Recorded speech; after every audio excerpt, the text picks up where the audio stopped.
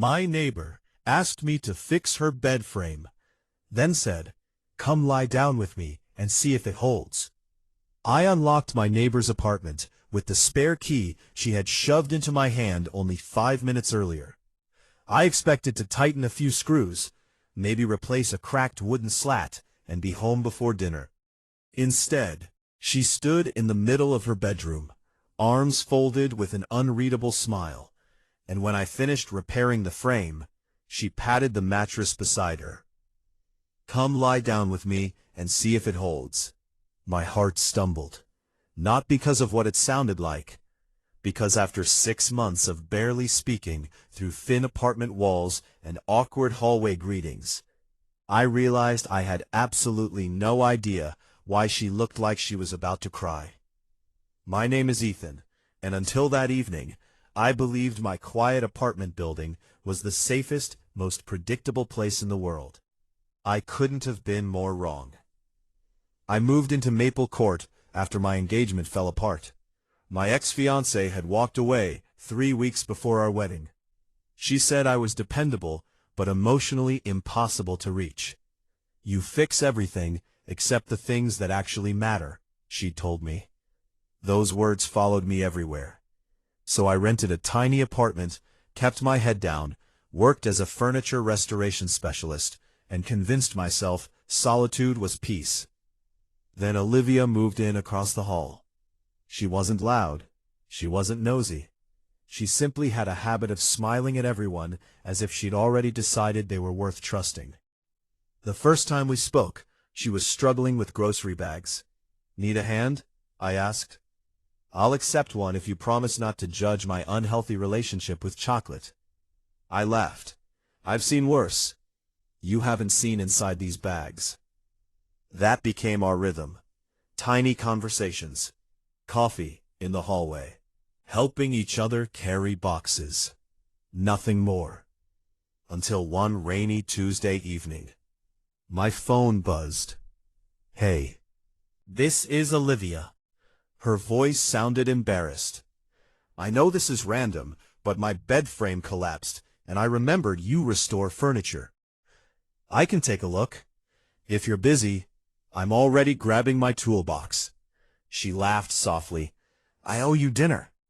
"You don't owe me anything. You'll regret saying that after you see this disaster." She wasn't exaggerating. One of the support rails had completely split. The cheap screws had stripped out. The manufacturer had practically built it to fail. "You've been sleeping on this?" I asked. "Mostly on the couch." "For how long?" She looked away. "Longer than I'd like to admit." I spent 45 minutes reinforcing the frame with hardwood blocks I brought from my workshop. When I finished, it felt sturdier than when it had been new. "There," I said, wiping my hands. "It'll survive." She looked at it skeptically. "How can you be sure?" "I'm pretty confident." She grinned. "No." Then she sat on the mattress. "Come lie down with me and see if it holds." For a second, I forgot how breathing worked. She noticed immediately. Her cheeks turned crimson. "Gosh." She covered her face. I mean, not like." I laughed. "You realize how that sounded?" "I do now." She started laughing too. Soon both of us were laughing so hard, neither of us could speak. Finally she caught her breath. "I just meant weight distribution." I figured. "I promise I'm not inviting the cute guy across the hall into my bed 5 minutes after he fixed it." My smile froze. "Cute?" she blinked. I said that out loud. "You did." "Oh." Silence settled between us. Neither of us knew what came next. Eventually I shrugged. For scientific purposes, I sat carefully on one side, while she remained on the other. The frame didn't move. She bounced once. Nothing. Twice. Still solid. Then she leaned back dramatically.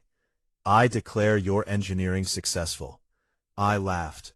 "You really needed proof? I have trust issues." The joke landed strangely. She stared at the ceiling afterward. Quiet. Too quiet. You okay? I asked. She nodded, then shook her head. X broke this bed. I looked over. What? He didn't accidentally break it. Her voice was calm. He kicked it during an argument. The room suddenly felt colder. He never hit me. She spoke before I could ask. But eventually I realized I was measuring my relationship by what he didn't do instead of what he did. I didn't know what to say. She continued. He yelled. He controlled everything. He broke things. And somehow I convinced myself that was normal. I remembered my own failed engagement. Different story. Same loneliness afterward. I'm sorry, I said quietly. She smiled sadly. I'm not. I frowned.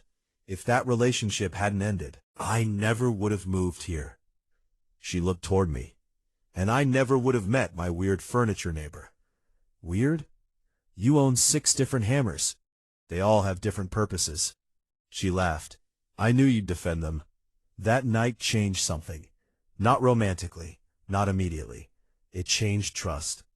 Over the following weeks, dinner invitations became normal. Sometimes at her apartment, sometimes mine. Sometimes cheap takeout eaten on the apartment roof while watching sunsets. She painted. I restored antique furniture.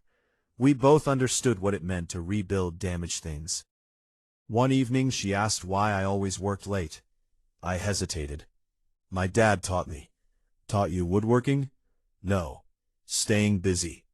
He'd lost Mom when I was 14. Instead of grieving together, we repaired fences, built cabinets, fixed neighbors' porches, anything except feelings. So you learned to repair wood instead of conversations, Olivia said gently.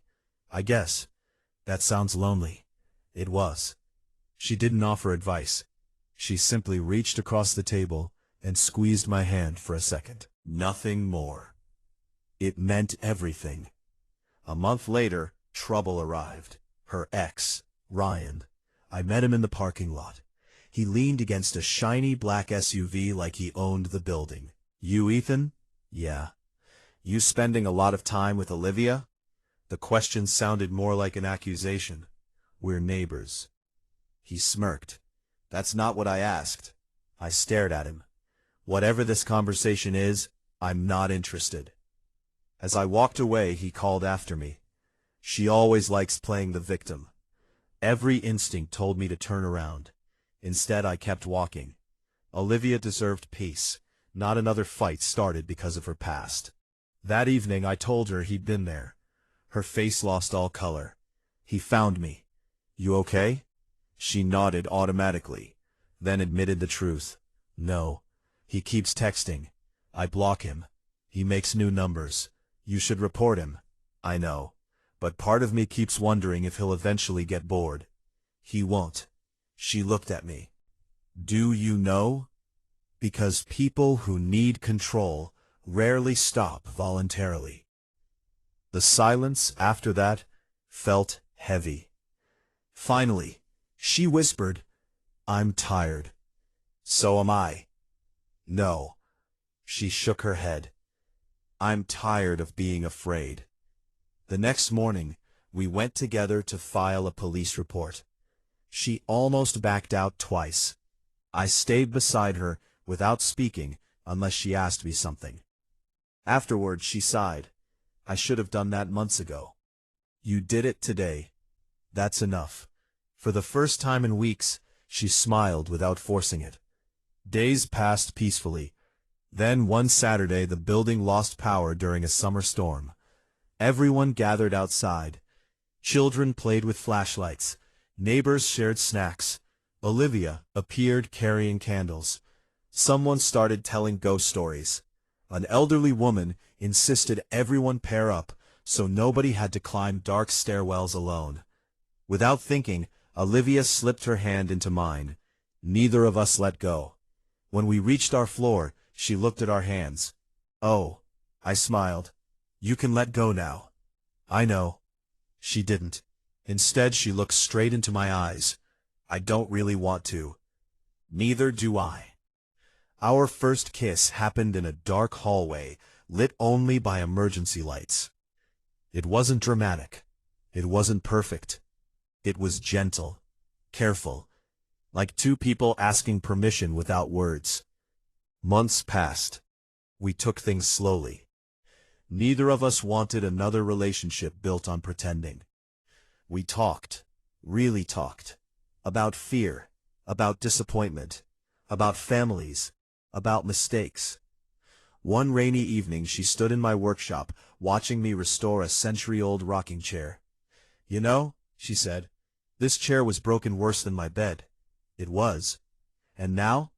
It'll probably last another 100 years. She smiled thoughtfully. I think people are a little like that. Meaning? The right repairs don't erase the cracks. They just make them strong enough to carry weight again. I looked at her. When did you become the wise one? I've always been wise. You once microwaved ice cream because it was too cold. That was science. It became soup. Still science. I laughed harder than I had in years. The restraining order against Ryan was approved shortly afterward. He disappeared from our lives. The fear slowly faded. 1 year after I fixed her bed frame, Olivia invited me over again. "This feels familiar," I joked. She smiled mysteriously. Her apartment looked different. Fresh paint, new artwork, plants everywhere. In the bedroom stood the same bed, still perfectly solid. She patted the mattress. "One last inspection." I laughed. "I think we've tested it enough." "No." She reached into the nightstand. Instead of tools or screws, she pulled out a small velvet box. I stared. She opened it.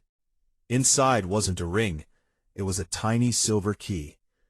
"My lease ends next month," she said quietly. She took a slow breath. "I don't want the apartment across the hall anymore." I blinked. "I want one home." She placed the key in my palm.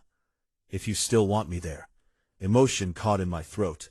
"You know," I whispered, "a year ago I came over because your bed broke." She smiled through tears. "I know. I thought I was fixing furniture. You were." She squeezed my hand. "But you also helped fix something else."